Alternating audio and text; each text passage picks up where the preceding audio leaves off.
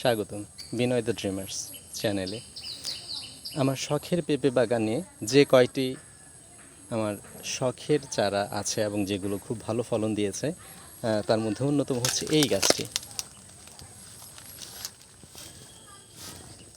এটি হচ্ছে ইন্ডিয়ান শাহী জাতের একটি গাছ এবং এই গাছে আপনার ফলগুলো যথেষ্ট ভালো।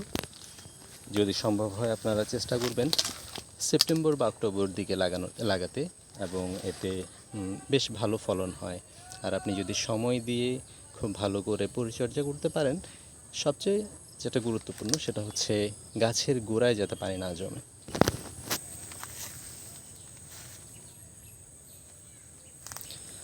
গাছের গোড়া একটু পরিষ্কার রাখবেন। আমি অবশ্য আমার কিছু পেঁপের পাতা এখানে বিছিয়ে দিয়েছি যাতে বৃষ্টি এতে খুব বেশি প্রভাব বিস্তার করতে না পারে। আর পেছনে আমার পুকুর।